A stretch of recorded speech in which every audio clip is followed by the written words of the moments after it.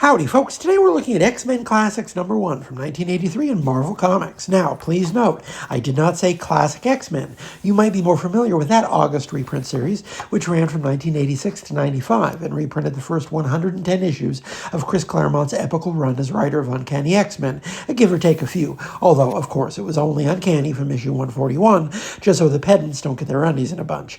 This era of reprints represented a completely different paradigm for a different era. In the early 1980s, both Marvel and DC reprinted many of their most famous series in this format.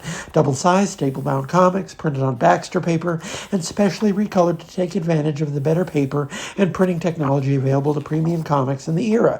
This was a package designed to be sold in the maturing direct market, an advancement we take for granted nowadays, but which was at the time recognized as a generational breakthrough in terms of being able to offer enhanced production values for a bigger price point.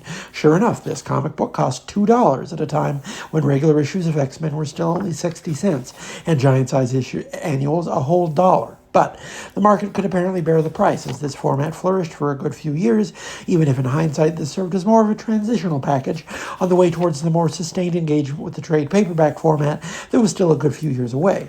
As for the stories themselves, this package existed in large part because the Uncanny X-Men had already cemented its status as one of Marvel's top sellers after years of growth. The month this comic saw print, September of 1983, was the month just after Paul Smith finished his groundbreaking but sadly brief run on the book, and the first month of John Romita Jr.'s much lengthier tenure. However, every subsequent X-Men run owed something to this unfairly abbreviated but incredibly influential run on the title, dating back to the twilight of the Silver Age, 1969. A period when many of the original blockbusters from the House of Ideas were starting to run out of steam. With Kirby's departure in 1970, Marvel entered a bit of a wilderness period, defined by diminished returns for their biggest franchises and restless experimentation across the midlist. In hindsight, this run on X-Men by industry superstar Neal Adams and Marvel mainstay Roy Thomas would become talismanic for the period immediately after. The formula, such as it was, would be repeated numerous times across the next decade. Take a low-selling book or an untested character, give it to hungry kids to take apart and put together as they saw fit. No one had any expectations for X-Men in 1969, long since having shed its original creators and passed through a succession of competent but not particularly pulse-pounding professionals. It was already on a slow march to the chopping block. Why not give it to Rascally Roy and that new kid, the one who'd worked in advertising for a while and was already making waves for the distinguished competition? What's the worst that could happen? Howdy, folks. Today we're looking at X-Men Classics 2 from 1983 in Marvel Comics. Although it goes against the grain of contemporary attitudes regarding reprints, this was for the time a top-of-the-line package. In the first place, these Baxter reprints often boasted of recoloring, and indeed, these X-Men stories feature brand new color work from Dana Graziunas, watercolors specifically designed to take advantage of the advanced printing. Recoloring books for collection has remained a controversial topic. It wasn't that long ago that just about everything reprinted was given some manner of garish digital recoloring, the type of aesthetic facelift that sticks out like a sore thumb and almost always makes the work look worse than simply trying to replicate the flatness and simplicity of the original hues. The worm has turned on that recently, as there does seem to be movement behind the impulse to do better by the original books, with the understanding that a fancy new coat of computerized paint isn't often as flattering to the original books as intended. Indeed, you can probably find many examples on your own shelf of the practice backfiring miserably. Although I don't necessarily love the watercolor approach, I'm inclined to be kinder to it in hindsight, as it nevertheless represents a human attempt to grapple with the limitations of reproduction. A straight reprint of the original colors probably wouldn't have looked as good pressed onto brighter paper, as even loyal attempts to replicate original tones will need to recalibrate for technology. As it is, even if this didn't become the industry standard, these pages are nevertheless a nice change of pace, an attempt at subtlety intended to take advantage of the industry's newfound ability to photograph paint directly for reproduction. Although it would be many more years before the fully painted comic was normalized, already there were experiments in the form, such as the single house ad included in this issue for the Doctor Strange graphic novel Into Shambhala by J.M. DeMatteis and the recently passed Dan Green. As for the stories themselves, another aspect of these early prestige reprints was the tendency to re-edit the original stories into something resembling a more cohesive reading experience. It's long been normalized to simply publish the original issues in the order they were published, but these issues have been edited, even had new pages inserted to this version to make them read better as a unit. Again, while it made sense in the context of the time, given that they were trying to make an attractive package for a product format that didn't as yet have that many antecedents, in hindsight, this approach wasn't long for this world.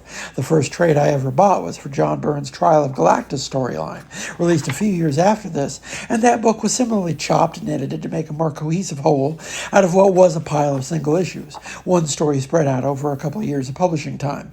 Although it might have some advantages when dealing with isolated storylines, on the whole I'm happy the approach didn't survive into the 90s. There's a new splash page in here by cover artist Mike Zeck and inker Tom Palmer, and while it's a perfectly nice piece of art, in hindsight it seems an odd artifact. Now, of course, reprinting the story in this fashion today might well be interesting in and of itself, given the nature of the unique colors and the artistic inserts, but framed properly as an experiment from a time before expectations surrounding reprint packages were more rigid.